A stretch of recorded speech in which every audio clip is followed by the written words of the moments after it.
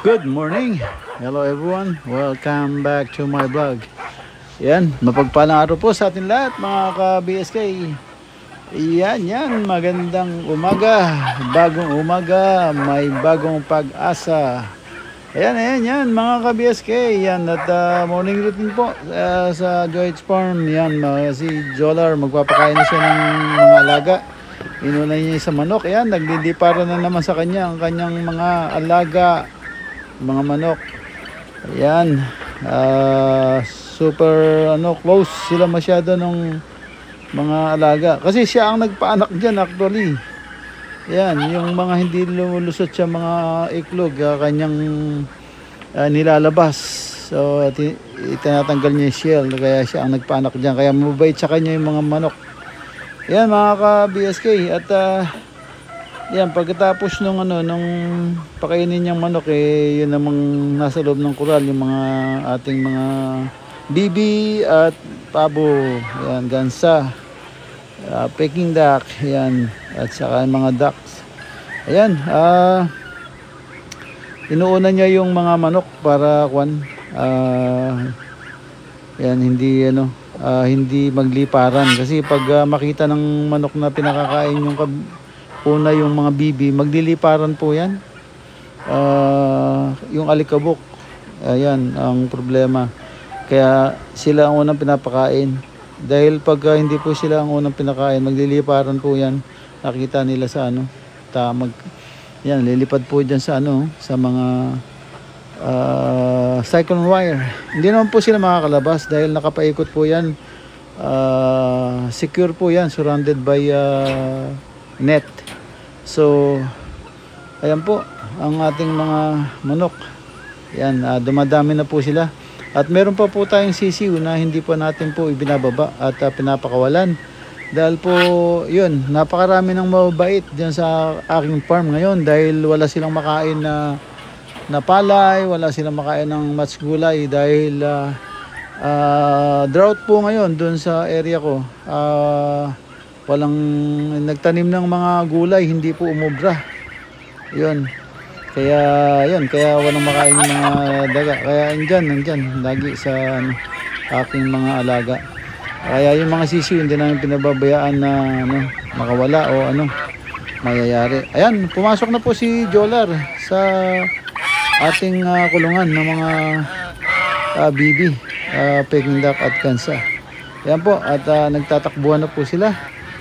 Ayan, at ayan maya lilinisin ni Jolar yung yan tubig. Yan, pipilap niyan. Pero bago ng lahat, titingnan natin yung kuha ko siya ng mga gulong po ng ng 4 wheels, para po maiklogan ng mga bibi at gansa. Ayaw po nilang maiklog sa kawayan. yung ginawa namin kulungan. Kahit na po secure na sila doon, ayaw pa. Mas gusto nila po sa gulong. Ang bilis po nilang mga mangiklog. Talagang secure po naman sila doon. Hindi makakasuot doon sa ilalim yung kung sino man mabait, no? Sa ibabaw, at pag sa ibabaw makikita nila at matutukan nila. So yan. Kaya yun, mamaya dilinisin ni Jolar yung area na yun para makakabitan ng gulong ng 4 wheels. Ayan po ang ating mga alaga. At ayan po ang napakagandang pagmasdan pag talagang nag-iipon-ipon po sila. Yan, at malalaki na yung ating mga gansa na baby dati. Ayan na sila, oh. Ang lalaki na nila, oh. Yan, tapos ano na yan, tawag doon, crossbreed na ng white goose at yung may kulay po na brown and black po na goose. Yan, crossbreed na po sila. Kaya sa mga baby po, lumabas ang 4 na may kulay at 1 lang po yung puti. Actually, yan, pakaganda nilang pagmasdan dahil naghahabaan yung kanilang mga liig. Yan mga ka-BSK, at ipapalinis na natin kay Jolar yung lagayan ng mga iklugan nilang bago na gulong ng 4 wheels, para dire-diretso na ang kanilang pag-iiklog, para makaparami tayo ng husto ng maalaga. So yan, tapos na po magpakain si Jolar, kaya ito tatanggalin na niya yung ginawa namin kawayan na itlugan. Ayaw naman nilang itlugan dahil siguro parang hindi secure. Ang gusto kasi nila medyo makipot ng konti, ang nagawa po kasi medyo maluwag. So yun ang ko, parang ganun ang nangyari. Parang naiilang sila. Kumbaga parang may tatabi pa sa kanila, kaya ganun, para ayaw nila mag-iklod yan.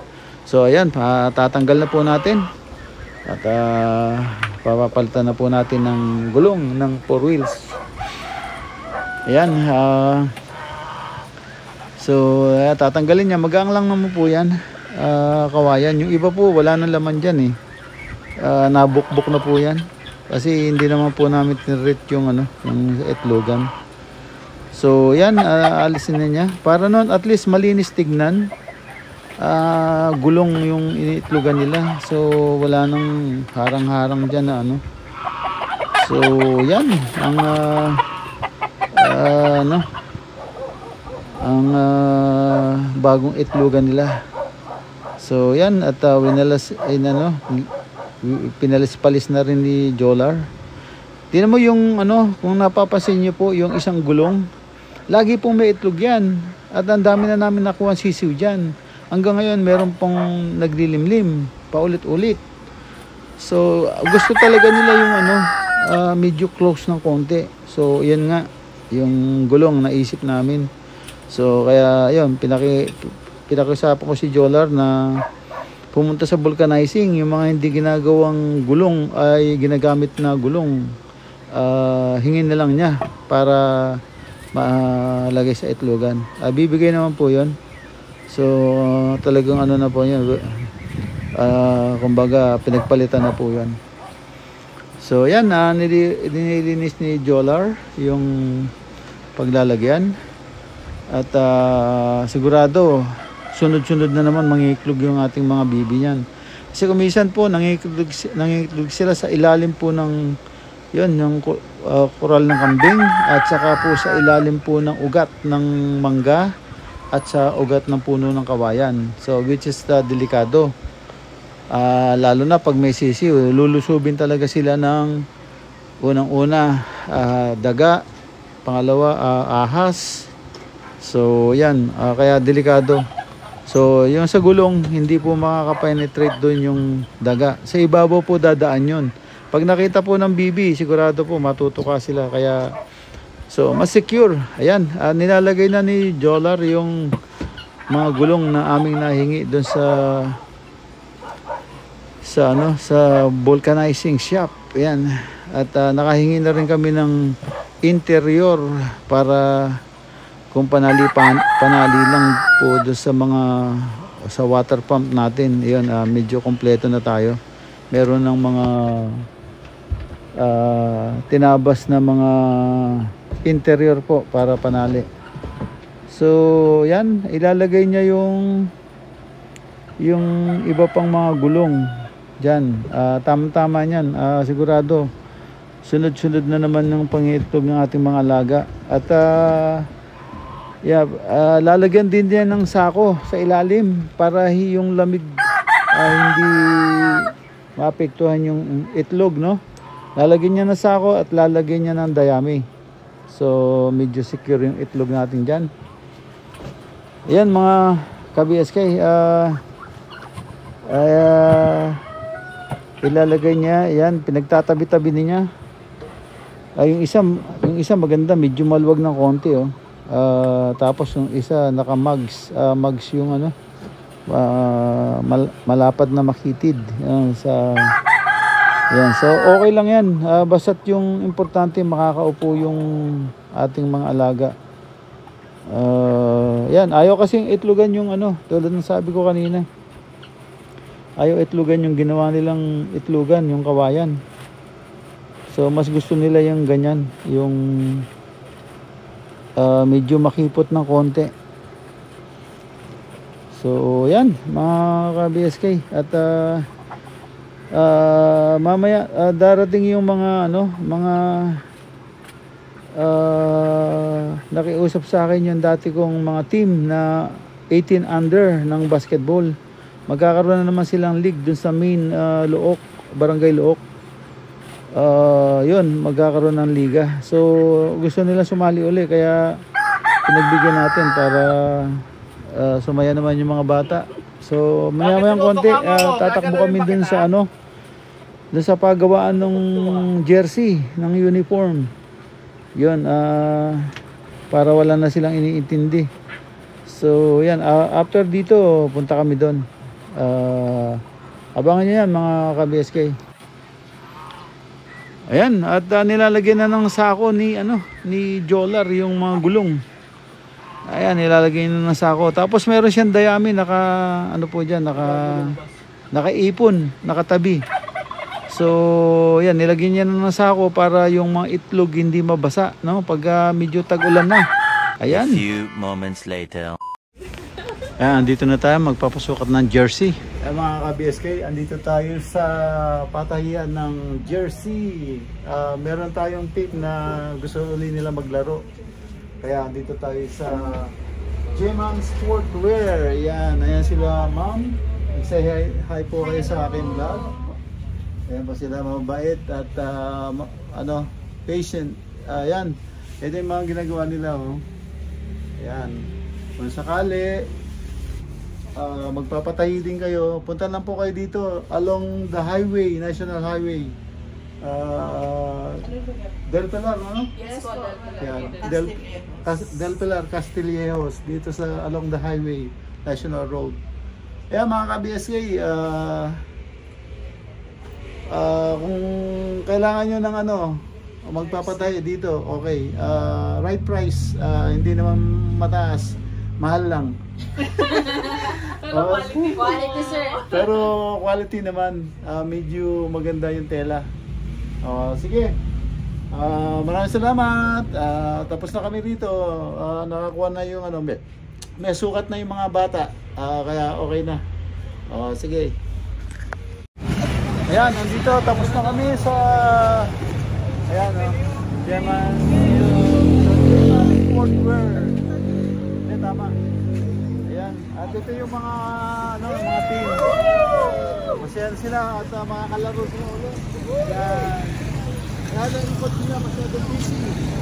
Ako po, Shakes!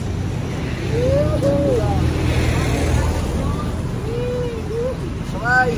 Dito tayo sa laro. Alright, tara. Yeah, mga ka-BSK, yung mga bata, yung team ko sa basketball, pagkatapos nilang magpasukat ng uniform, ng jersey, ayun, dumiretso uli sila dito sa farm at yun, nagsiga sila dyan, bonfire, tapos yun, maliligo sila doon, maliligo uli sila sa swimming pool at enjoy na enjoy sila. Sarap daw maligo doon sa swimming pool natin. Yung ano, hindi mababaw daw, hindi malalim. So yan, bumalik sila rito mag-swimming.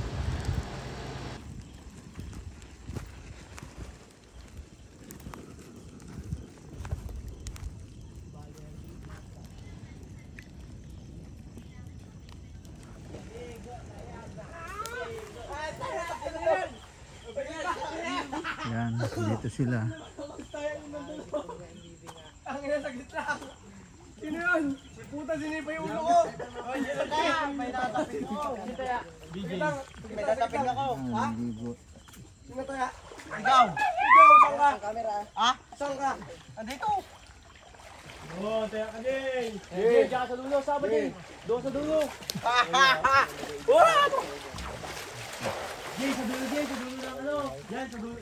Yeah, nag-enjoy sila. Yan ang ilaw, Paul. Paul, huwag ka mag-ilaw, Paul.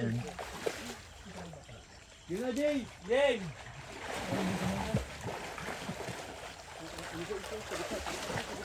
Tinatago na to. Jamer! Alam mo, Jamer daw. Hindi pa naman ako lumulutang. Yan, ayun yung team ng ano, ng BSK. Diretso Nagkilay vlog, 18 under. Yan, nag-request sila. Ayan, team, kaway-kaway naman dyan sa vlog. Salamat! Sa love, bro. Yan. Love you. Game na. Game na, Paul. Oh, game. Oy, John, patay mo pula. Wala.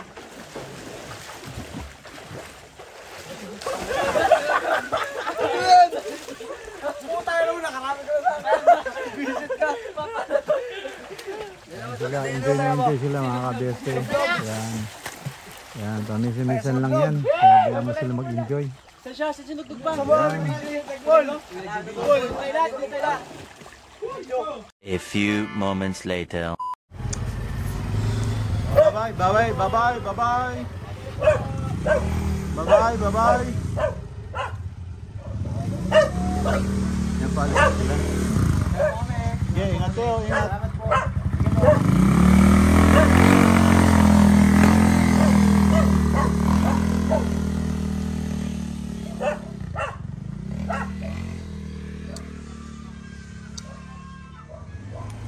Iwan isa. Yan. Ingat, ingat. Bye-bye, bye-bye.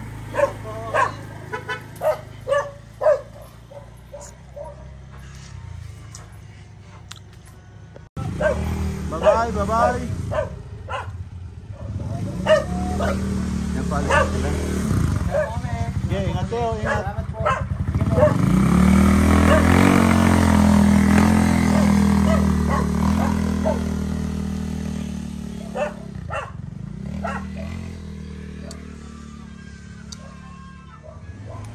Iwan isa.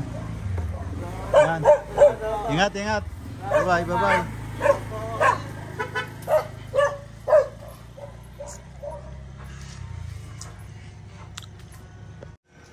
So mga ka-BSK, ito, naganap tayo ng mabibilan ng upuan kanina. Nakakita kami ng buko, yan o, sarap.